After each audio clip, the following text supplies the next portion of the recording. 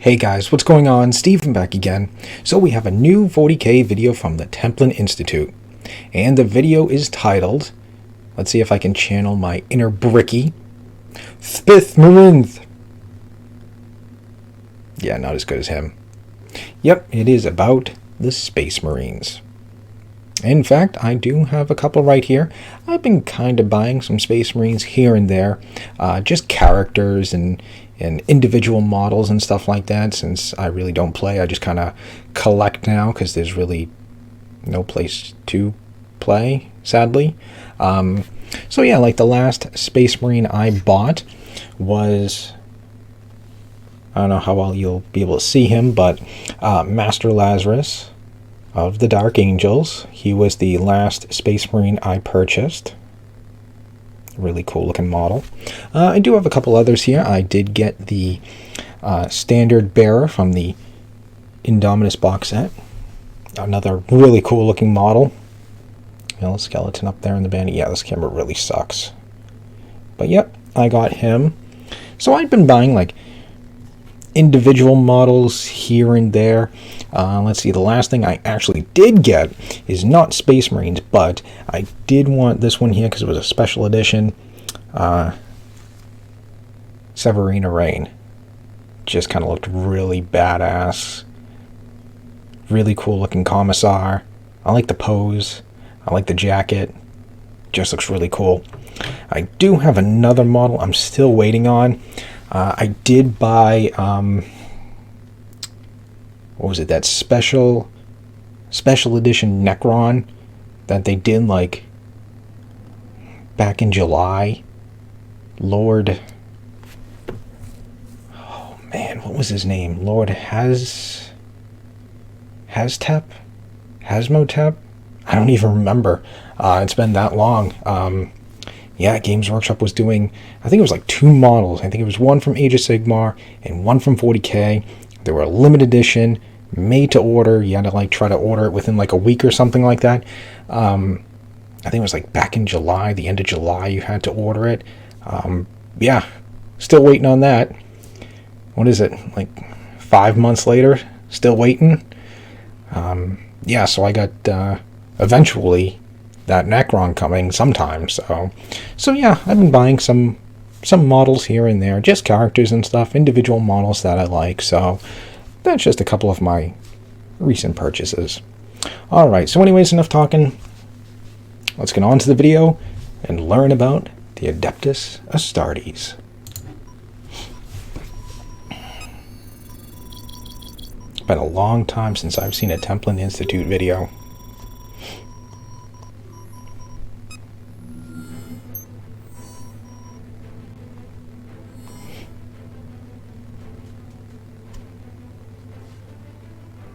In the grim darkness of the far future, the age of the Imperium is over. Across the universe, a death knell has sounded, for the time of ending has begun. I hope the audio's okay. On countless worlds, billions perish in carnage and slaughter, to the laughter of thirsting gods. Ancient evils awaken in the forgotten depths. That was a really cool video. Few foundations of humanity remain. That was a really cool animation. The light of the Imperium now fades. A multitude of horrors gather, awaiting the time when the last bastions are broken and the great massacre of mankind can begin. That was another cool one. Few remember there was once a time, slowly forgotten with each passing day, when the God Emperor walked among humanity, together with his sons. And there he is, a brief moment when all the terrors of the galaxy might have been cast aside, and a new golden age willed into existence from the darkness of the old. Reason and compassion might have prevailed over superstition and tyranny, but the triumphs of the Emperor and the great crusade he led are gone, never to return. Yet, even in his deathless state, the Emperor continues his eternal vigilance. He's still hanging on. Across the demon-infested miasma of the warp, guided by the psychic manifestation. Could they actually bring the Emperor back? Because there's like a lot of talks like, oh, the Emperor might return one day. Is there like an actual way for him to return? The holy fires of the ecclesiarchy, or the eldritch machines of Mars. Armies all that fight and die in the Emperor's name. Yet on some battlefields, the most critical to the Imperium's survival, grotesque Xenos empires and traitors in service to the ruinous powers face annihilation by nothing less than the Emperor's will made manifest. Ugh. Bloodthirster? They are his angels of death, descending from crackling skies, oh my god, Dawn of War. Thunder. They are his finest warriors. I remember watching that trailer and getting so excited. They are of iron will and steely muscle, in great armor clad with the mightiest guns armed. They are untouched by disease and sickness. They are the bulwark against the terror. They are the defenders of humanity. They are the Adeptus Astartes, the Space Marines, and they shall know no fear. Amongst the myriad of institutions that make war in the Emperor's name, the Astartes are counted among the most elite and battle-hardened. They make use of weapons, tanks, aircraft, and artillery, often more advanced, but not entirely dissimilar to those common within Imperial armies. Instead, their true strength lies in their soldiery. Every Space Marine has been genetically enhanced through the lost arts of genecraft. That's actually a really cool picture. More than human. They are stronger, faster, and more resilient, capable of martial feats that would be impossible otherwise. All thanks to that gene seed. Together, these warriors are organized into chapters, 1,000 of which are said to currently exist, though the true number is impossible to verify. Oh, I bet. There's probably way more than 1,000. Is an entirely independent and self-sufficient army. Each is a highly mobile, flexible force expected to excel on any kind of battlefield against any kind of enemy. A chapter encompasses a primary fighting element consisting of the Astartes themselves, and an auxiliary element, administrative personnel, logisticians, and the fleet of warships and transports that keep the chapter mobile and operating at peak efficiency. These latter supportive elements might include some Astartes who have been assigned to non-combative roles, but are otherwise overwhelmingly staffed by chapter serfs. Angels of Death. These are unmodified humans who for any number of reasons have become indentured servants of the chapter.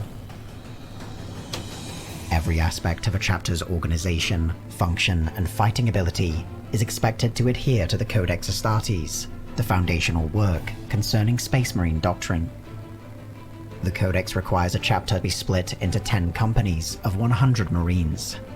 The 2nd through 5th companies are referred to as the Battle Companies, and constitute the majority of the chapter's fighting strength. Oh, okay, I didn't know led by a that. captain with 2 subordinate lieutenants, and includes a chaplain responsible for the company's spiritual welfare.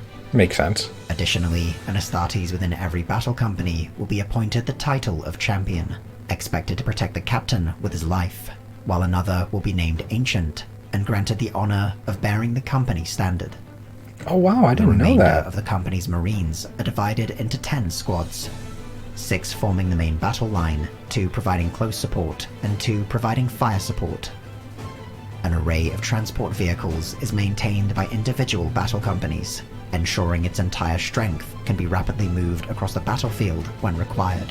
Makes sense. In addition to their battlefield role, the captain of each company is granted a number of titles and duties, traditionally associated with the company he leads.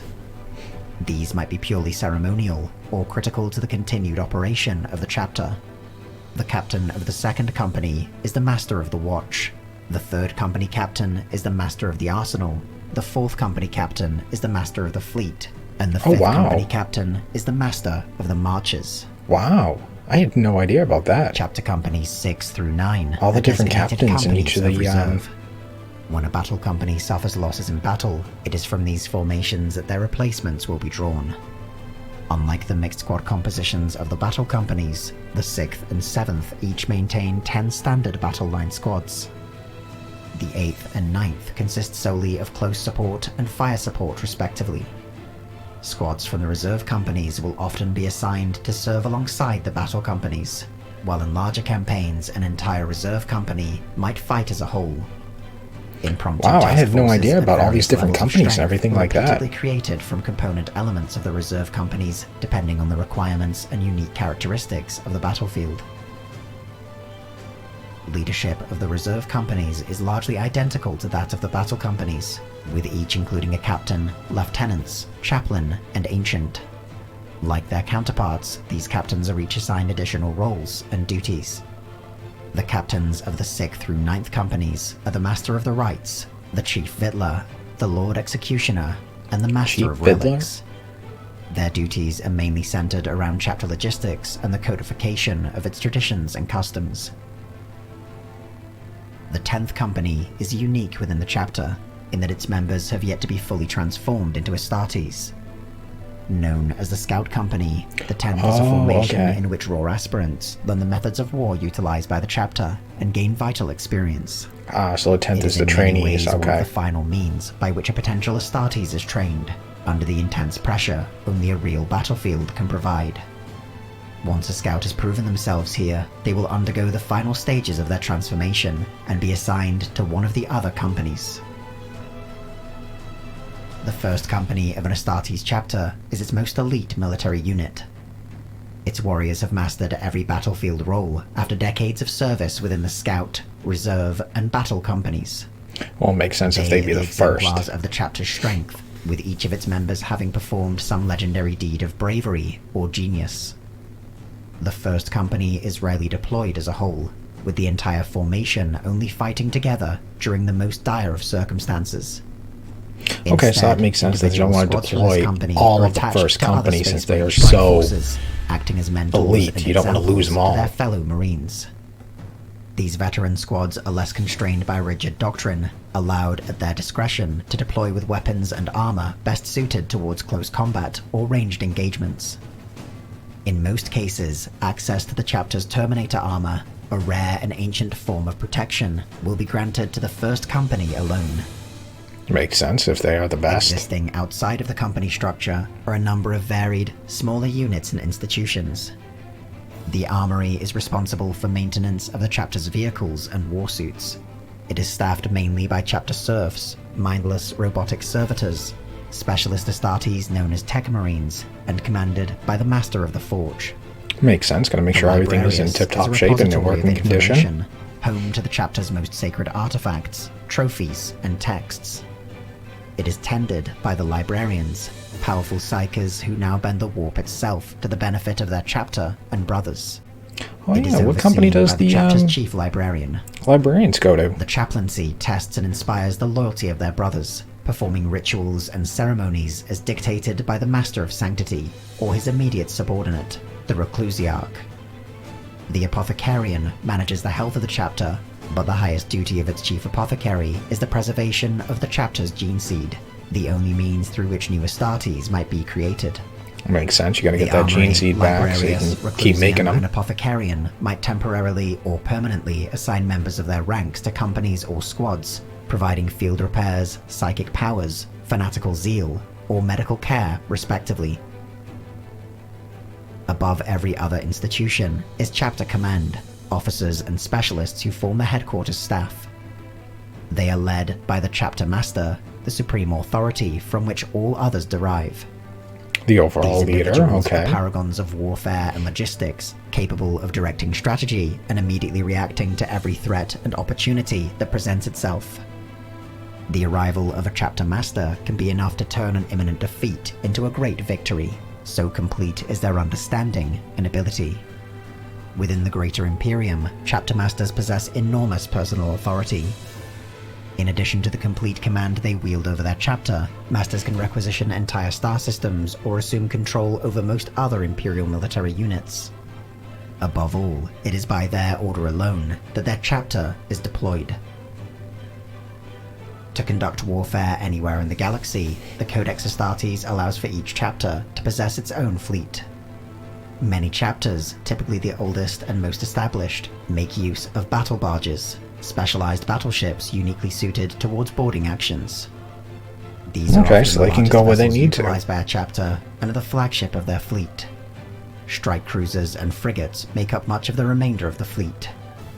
While they are all powerful warships in their own right, ultimately their first responsibility is to bear the chapter into war, and therefore are most often used in line-breaking, blockade running, and planetary assaults. Right, use them for transports. In rare instances, a chapter might operate from their fleet alone, constantly roving across the galaxy. These cases notwithstanding, most operate a permanent headquarters located on a homeworld. This planet, moon, or even asteroid exists under the authority of the chapter alone, and is the primary site in which training, recruitment, and rearming occurs. In some instances, the homeworld is just one among many planets that a chapter controls. As the Imperium continues to fracture, a growing number of worlds have ceded their authority over to Space Marine chapters, providing recruits and serfs in exchange for protection. Okay, I'm sure that's pretty normal. The independent, flexible nature of the Space Marines is anticipated within the Codex Astartes. Dark Angels. Small deviations are acceptable within a chapter's practices and organization to accommodate local traditions and culture. It is not uncommon for a chapter's ranks and titles to incorporate or have been replaced by those used on their homeworld. Sometimes these variances extend to the role of chapter master or the autonomy permitted to their captains.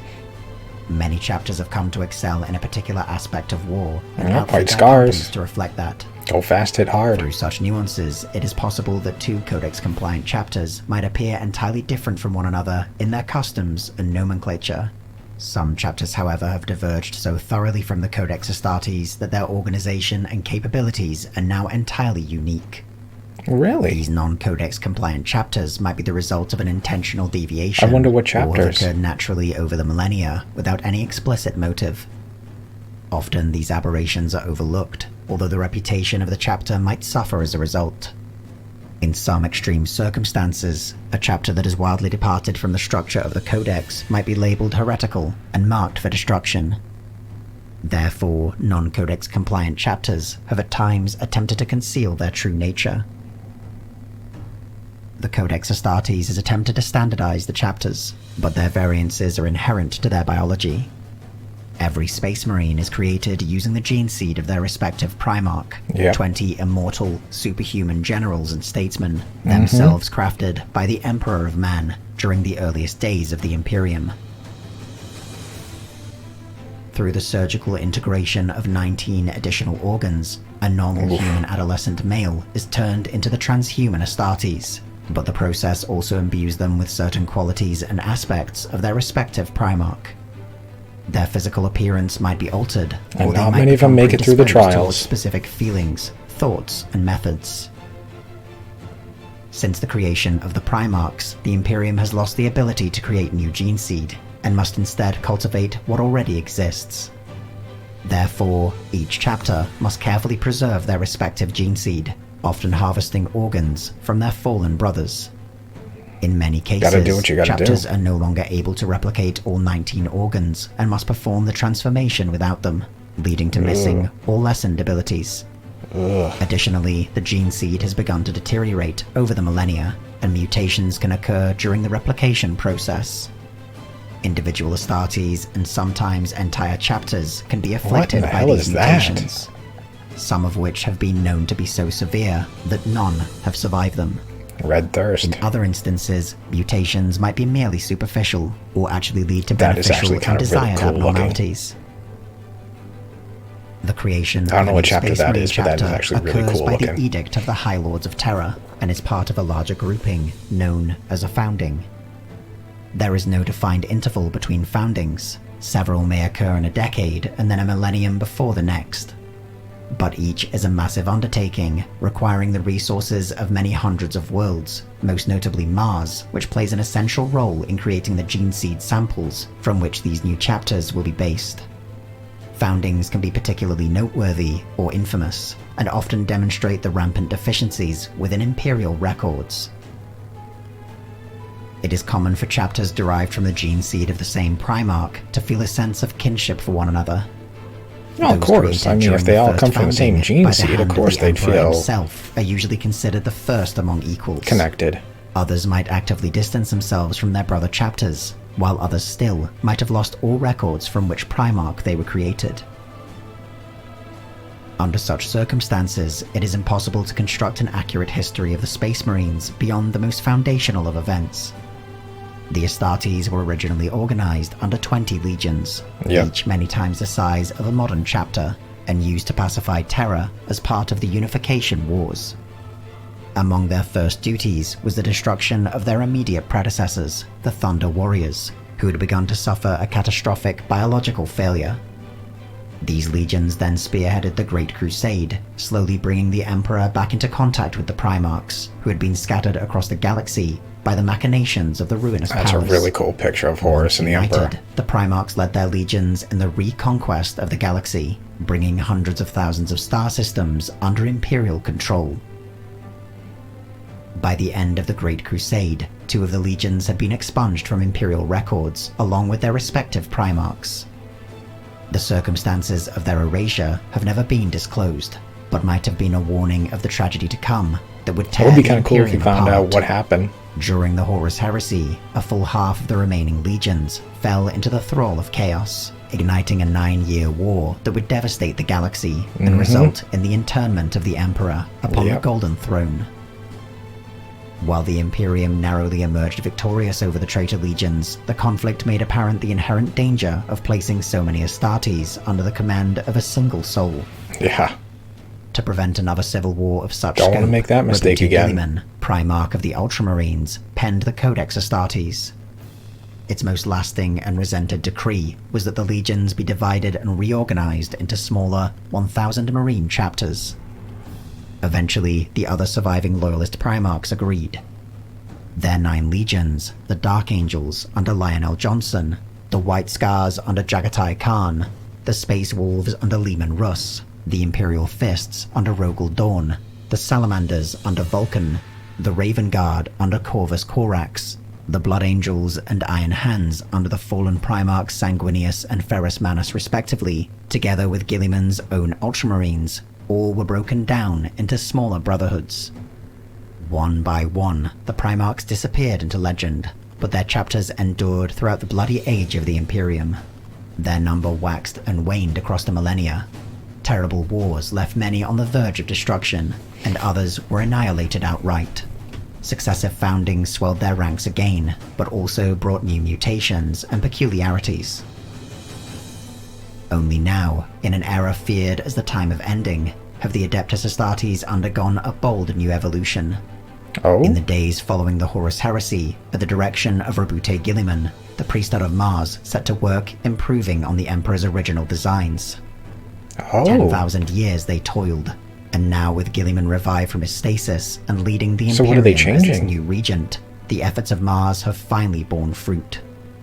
The Primaris Astartes are a new breed of Space Marine, Primaris. capable of greater feats than any that came before.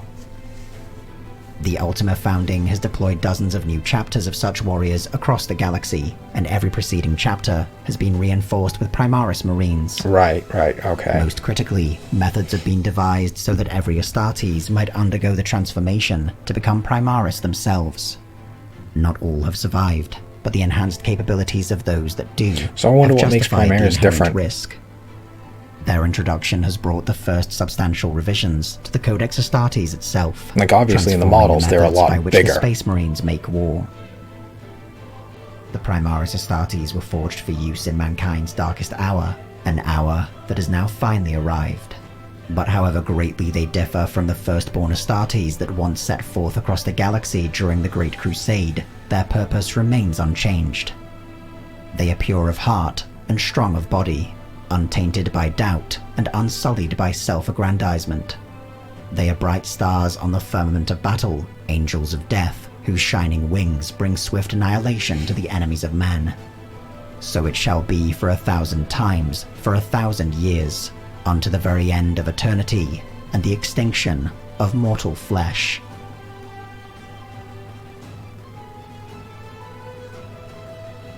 Wow. Oh, that's it. The Templin Institute investigates the nation's... Whew, okay, well, there we go. That was very interesting. You know, learning all about the Primaris Marines. I'm not too sure what else is really different from regular Space Marines. Obviously, their size. If we're going by, the Games Workshop models, I mean, they are way bigger. I mean, I don't know if using Games Workshop is actually a good thing, you know, trying to compare models to be like, yeah, Primaris, regular Space Marine, brand new, 12 years old, you know, so that's probably not like a good use to compare. But yeah, that was pretty cool learning about the Primaris Space Marines and all the different companies. I didn't know each company had its own what was it, captains, 2 lieutenants, yeah, and each captain had their own separate rule within their own company and stuff like that. That was pretty cool to learn. Now, where do librarians just fall into that? Does each company have like their own librarian, or is there just like a librarian overall? Oh, what? Each company also had its own chaplain, I believe, too, right? So, yeah, where does that leave librarians? Just overall, one overall, or does each company have their own separate one? I don't know, but either way, that was actually really cool learning about, you know, all the different companies and the replacements. What was it? Company number 10 is just full of Space Marine trainees and stuff like that. Learning about how they, you know, refill their ranks. What, like the first company is always like the best, most trained, most experienced, battle-hardened soldiers, and they're the ones that get all the good Terminator armor and stuff like that. That was really cool to learn all about that too. Yeah, it was something learning, you know, a lot more. You know, I mean, I knew the basics, but, you know, learn, you know, obviously about them breaking up all the different companies, chapters into companies after, you know, the Horus Heresy. So there's not, you know, 20, whatever you want to call them, legions or whatever, you know, break them down into smaller, you know, 1,000 Space Marine companies and stuff like that, you know, just so something like that never happens, you know, again. But yeah, just learning about all the different captains and each one having their own separate job and stuff like that in the company, that's really cool. But yeah, this was awesome. This was really cool, learning way more about obviously about the Space Marines, the gene seed. I mean, know about the gene seed, you know, coming from the Primarch, and, you know, that gives them the traits and stuff like that, and if any defect. Yeah, it was really cool. And then, you know, still learning about the Primaris Marines. Like I said, I don't know what makes them exactly different. What is that? That is actually really cool. That's somewhat from Space Wolves, but what? That's really cool, and so is this one here. What chapter is this from? Because this is actually really badass looking. That is really cool. I like the black, the white, little dragon, and those claws, or whatever you want to call them, looks sick. That's a really neat chapter. But yeah, can they ever really bring the Emperor back? Because I know a lot of people are like, oh, maybe one day the Emperor will finally return, and, you know, that'll be a big moment in 40k and stuff. But can he actually return? I mean, fully return. You know, just, I think that'd be very interesting. And then, of course, we got the two missing, two missing expunged Primarchs. So, yeah, this was really cool.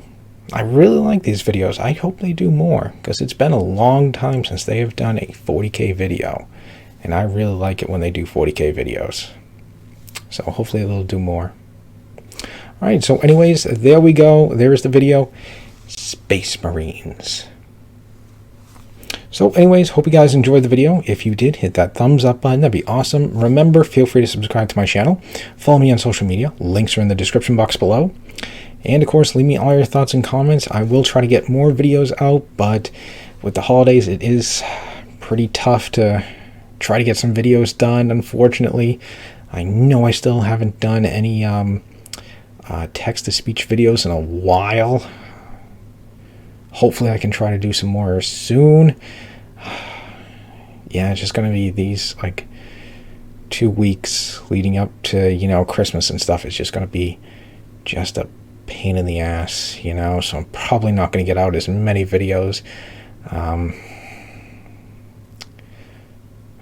Sadly, probably not until after the holidays, you know, because I've really been missing out on the Emperor's text-to-speech and stuff like that. You know, I left off, I think, on a pretty big cliffhanger and stuff like that. I think some of the Primarchs were heading back to Terra, so yeah, I do want to know what happens next.